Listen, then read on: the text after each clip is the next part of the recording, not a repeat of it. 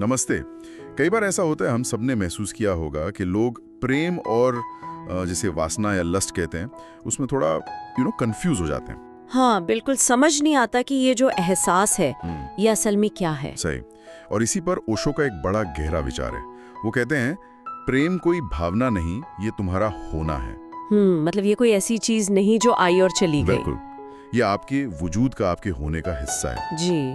तो आज हमने सोचा कि ओशो की बातों से जो 5 खास अंतर निकल कर आते हैं प्रेम और वासना के बीच, उन पर थोड़ी बात करते हैं। कुल चलिए समझते हैं इसे। तो सबसे पहला और शायद सबसे बुनियादी फर्क वो है कि वासना का लेना देना जिस्म से है, शरीर से, जबकि प्रेम वो रूहानी है, आध्यात्मिक है। ओशो के ही शब्दों में कहें तो वासना अधिकार करने की इच्छा है, किसी को अपना बना लेने की चाह। हाँ, कब्जा करने की। हाँ।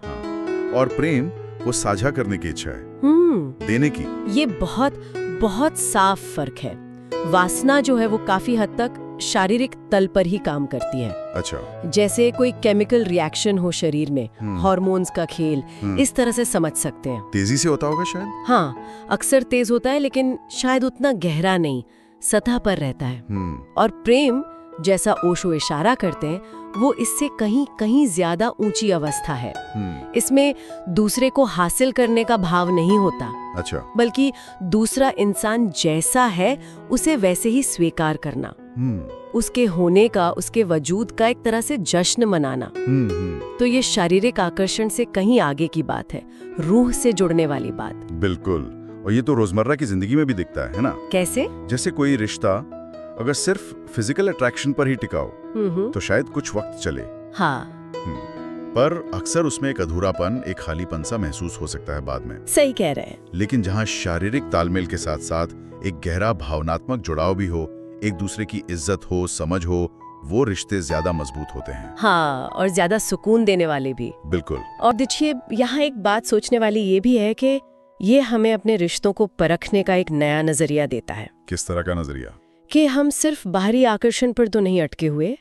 क्या हम उस रिश्ते में वो भावनात्मक, वो रूहानी जुड़ाव की गुंजाइश देख रहे हैं या तलाश रहे हैं? हाँ, ये पैमाना रिश्तों की असलियत समझने में मदद कर सकता है। बिल्कुल। अच्छा, तो ये हुआ पहला फर्क, जिस्मानी बनाम रूहानी। अब आते हैं दूसरे नुक्ते पर। ये जुड़ा है ऊर्जा से, एनर्जी से। ऊर्जा। कहा गया है कि वासना ऊर्जा को खत्म करती है, खालीपन लाती है, जबकि प्रेम पोषण देता है, ऊर्जा बढ़ाता है। इसका क्या मतलब हुआ? देखिए, इसका अनुभव बहुत सीधा सा है। जब कोई रिश्ता या कोई पल सिर्फ वासना पर आधारित होता है तो उसके बाद अक्सर एक थकान सी महसूस होती है। हाँ।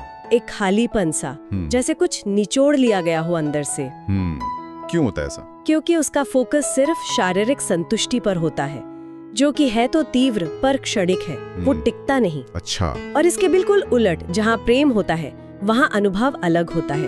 व्यक्ति ज्यादा जिंदा दिल महसूस करता है, ज्यादा ऊर्जावान। जैसे कुछ मिल गया हो। हाँ बिल्कुल, जैसे कुछ मिला है, कुछ बड़ा है अंदर।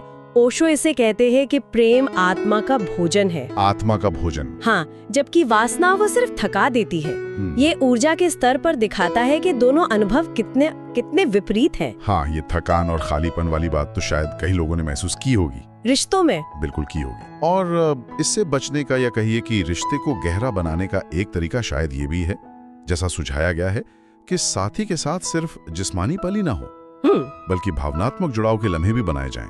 जैसे आराम से बैठकर बातें करना, एक दूसरे की सुनना। हाँ, क्वालिटी टाइम बिताना जिसे कहते हैं। या कभी कभी बस खामोशी में एक दूसरे के साथ होना, वो भी जुड़ाव है। बिल्कुल।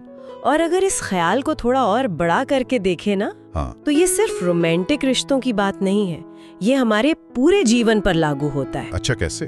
कि हम अपनी जो कीमती ऊर्जा है उसे कहाँ लगा रहे हैं। क्या हम ऐसी चीजों में, लोगों में या आदतों में अपनी शक्ति खर्च कर रहे हैं जो हमें अंदर से खोखला कर रही हैं? या हम वो कर रहे हैं जो हमें सींचता है, हमें पोषण देता है, हमें बेहतर महसूस कराता है? ये सवाल तो खुद से पूछना चाहिए। बिल्कुल। ये रिश्ता, ये काम, ये आदत, क्या ये मुझे ऊपर उठा रही है या नीचे गिरा रही है? ये सोचने से काफी स्पष्टता आ सकती है। सही बात है। अच्छा, तो पहले 2 बिंदु हुए, शरीर और ऊर्जा। अब तीसरा बिंदु ये इस बात पर है कि हम दूसरे इंसान को देखते कैसे हैं। कहा गया है कि वासना वस्तुकरण करती है, ऑब्जेक्टिफाई करती है, यानी दूसरे को एक चीज की तरह देखती है, जबकि प्रेम सम्मान देता है।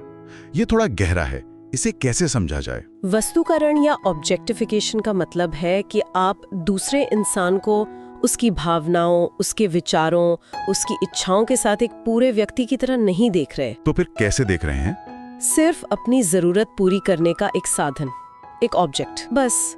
उसकी अपनी कोई हस्ती, उसकी अपनी मर्जी जैसे मायने ही नहीं रखते। ओह, ये तो हाँ, जबकि प्रेम का तो आधार ही सम्मान है।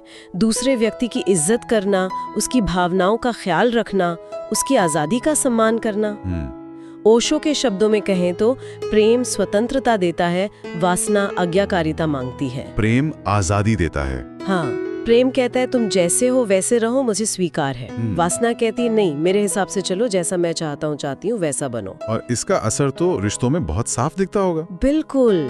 जब किसी रिश्ते में बहुत ज्यादा जलन होने लगे, कंट्रोल करने की कोशिश हो, हाँ, शक, इनसिक्योरिटी, हाँ, शक, असुरक्षा, जब ये चीजें बहुत बढ़ जाए तो ये अक्सर इशारा होता है कि वहाँ प्रेम का तत्व कमजोर पड़ रहा है। और वासना का वो अधिकार जताने वाला भाव, हाँ, वो हावी हो रहा है। क्योंकि जहाँ सच्चा प्रेम होगा वहाँ भरोसा होगा, वहाँ दूसरे को बांध कर रखने की जरूरत महसूस नहीं होगी। सही है। तो यहाँ ये सवाल उठता है कि हम अपने रिश्तों में, चाहे वो प्यार का हो, दोस्ती का हो, परिवार का हो, दूसरे इंसान की आजादी को, उसके अपने व्यक्तित्व को कितनी जगह दे रहे हैं। ये सोचने वाली बात है। क्या हम उन्हें वैसे ही अपना रहे हैं जैसे वो हैं, या उन्हें अपनी उम्मीदों के फ्रेम में फिट करने की कोशिश में लगे रहते हैं? ये आत्मचिंतन का एक अहम मुद्दा है। बिल्कुल। तो हमने देखा कि वासना शरीर तक सीमित है, ऊर्जा खींचती है, दूसरे को वस्तु बना सकती है। बिल्कुल। प्रेम इसके उलट है, रूहानी, पोषण देने वाला, सम्मान करने वाला। लेकिन ये चीजें वक्त के साथ कैसे बदलती हैं? क्या ये हमेशा एक जैसी रहती हैं? नहीं। यहीं पर चौथा बिंदु आता है। वासना अस्थायी है, टेम्पररी, जबकि प्रेम परिवर्तनकारी है, उसमें बदलने और विकसित होने की क्षमता है। हाँ, ये समय वाला जो पहलू है ना, ये बहुत महत्वपूर्ण है। वासना का जो तेज उबाल होता है, हाँ, जो शुरू का तीव्र आकर्षण होता है, वो अक्सर ज्यादा टिकता नहीं। जैसे आग का शोला होता है, भभकता है और फिर ठंडा पड़ जाता है, राख बन जाता है। इसीलिए जो रिश्ते सिर्फ आकर्षण पर टिके होते हैं, वो वक्त के साथ या तो फीके पड़ जाते हैं या फिर टूट जाते हैं। दूसरी तरफ प्रेम अगर सच्चा है, गहरा है, तो वो वक्त के साथ और गहरा होता जाता है। कम नहीं होता। नहीं, वो बाहरी चमक दमक पर नहीं टिका होता। वो व्यक्ति के अंदर बदलाव लाता है, उसे आध्यात्मिक रूप से एक इंसान के तौर पर विकसित होने में मदद करता है। अच्छा। ओशो ने इसे बड़ी खूबसूरती से कहा है कि प्रेम कोई रिश्ता नहीं है, ये होने की एक अवस्था है, एक स्टेट ऑफ बीइंग। होने की अवस्था। हाँ। ये सिर्फ दो लोगों के बीच का लेन देना भर नहीं है। नहीं। ये आपकी अपनी अंदरूनी कैफियत है। हाँ। आपकी अपनी हालत है। हाँ। जो वक्त के साथ और निखरती है और साफ होती है। होने की अवस्था, ये बात वाकई सोचने पर मजबूर करती है। मतलब ये सिर्फ किसी और के साथ होने के बारे में नहीं है, नहीं, बल्कि ये खुद के होने के तरीके के बारे में है। बिल्कुल। और यहाँ एक प्रैक्टिकल पहलू भी जुड़ता है। अगर कोई चाहता है कि उसका रिश्ता सिर्फ ऊपरी आकर्षण से आगे बढ़कर प्रेम की गहराई तक जाए, तो उसे अपने साथी के विकास में भी निवेश करना होगा, उनके सपनों में, उनकी खुशियों में, उनके आगे बढ़ने में साथ देना होगा। सही कहा, उनके विकास में भागीदार बनना होगा। हाँ, सिर्फ दो लोगों के बीच की चीज नहीं रह जाती, ये एक निजी, एक आंतरिक अनुभव बन जाता है जो हमारे पूरे वजूद को बदल सकता है, दुनिया को देखने का हमारा नजरिया बदल सकता है। अच्छा। प्रेम फिर सिर्फ किसी खास व्यक्ति के लिए महसूस होने वाली चीज नहीं रहता, बल्कि हमारे जीने का, हमारे होने का ढंग बन जाता है। वाह। अच्छा, और अब आते हैं पांचवें और आखिरी फर्क पर। वासना आसक्ति पैदा करती है, मतलब क्लिंगीनेस, चिपकना, जबकि प्रेम आजादी देता है। वासना में अक्सर इंसान दूसरे से बुरी तरह जुड़ जाता है, एक तरह का चिपचिपापन सा आ जाता है। हाँ, और उसे हर वक्त खोने का डर लगा रहता है। क्यों? ये डर असुरक्षा से पैदा होता है। ऐसा लगता है कि अगर दूसरे को कसकर पकड़ा नहीं, कंट्रोल नहीं किया, तो वो चला जाएगा, छूट जाएगा। इसलिए उसे बांधने की, काबू में रखने की कोशिश होती है। जबकि जहाँ सच्चा प्रेम है, वहाँ क्या होता है? वहाँ एक गहरा विश्वास होता है, अपने ऊपर भी और दूसरे पर भी। भरोसा। हाँ, भरोसा। वहाँ साथी को स्पेस देने में, आज़ादी देने में डर नहीं लगता, क्योंकि ये यकीन होता है कि वो अपनी मर्जी से साथ है, किसी मजबूरी या बंधन की वजह से नहीं। ओशो का वो फूल वाला उदाहरण बहुत मशहूर है। हाँ, बताइए। कि अगर तुम एक फूल से प्रेम करते हो तो उसे तोड़ो मत, उसे डाल पर ही रहने दो, उसे खिलने दो। प्रेम कब्जा नहीं करता, स्वतंत्रता देता है। उसे रहने दो। ये बहुत सुंदर बात है और रिश्तों के लिए तो ये बहुत बड़ा सबक है। बिल्कुल। एक दूसरे को स्पेस देना, सांस लेने की जगह देना, एक दूसरे की प्राइवेसी, आजादी का सम्मान करना, हाँ, ये प्रेम को जिंदा रखने के लिए बेहद जरूरी है। वरना वासना का वो जो अधिकार जमाने वाला वो चिपचिपा सा भाव है, वो धीरे धीरे रिश्ते में जहर घोल सकता है, घुटन पैदा कर सकता है। और कहाँ होता है? जब हम प्रेम की इस अवस्था में जीना सीखते हैं तो हम जीवन में भी चीजों से, लोगों से, यहाँ तक कि अपने विचारों और मान्यताओं से भी बेवजह चिपकते नहीं हैं। डिटैचमेंट जैसा कुछ। हाँ, एक तरह का स्वस्थ डिटैचमेंट। हम बदलाव को ज्यादा आसानी से स्वीकार कर पाते हैं, खोने का डर कम हो जाता है। ये हमें एक गहरी आंतरिक स्वतंत्रता की ओर ले जाता है, जहाँ हम ज्यादा सहज होकर, ज्यादा भयमुक्त होकर जी सकते हैं। तो इन पांचों बातों को अगर समेटें तो क्या समझ में आता है ओशो के बताए ये 5 फर्क? ये सिर्फ लव वर्सेस लस्ट की परिभाषाएं नहीं है। नहीं, बिल्कुल नहीं। ये असल में हमें ये दिखा रहे हैं कि प्रेम सिर्फ एक एहसास या एक अट्रैक्शन भर नहीं है। ये तो एक गहरा सफर है। हाँ, खुद को जानने का, खुद को बदलने का एक रास्ता है, एक तरह की आध्यात्मिक यात्रा। बिल्कुल सही कहा।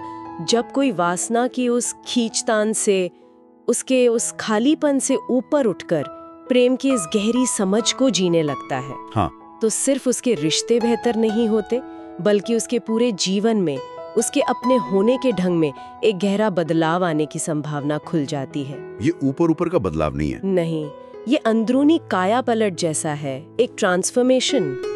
तो आज की इस सारी बातचीत के बाद एक सवाल शायद मन में छोड़ जाना ठीक रहेगा। जरूर। कि अगर हम रोजमर्रा की जिंदगी में, अपने व्यवहार में, अपने रिश्तों में प्रेम और वासना के इस बारीक फर्क को पहचानने की कोशिश करें, हाँ, उसे समझने का अभ्यास करें, तो क्या ये हमें एक ज्यादा गहरे, ज्यादा सुकून भरे और शायद ज्यादा सार्थक जीवन की तरफ ले जा सकता है? ये सवाल सोचने लायक है, अपने अंदर झांकने लायक है।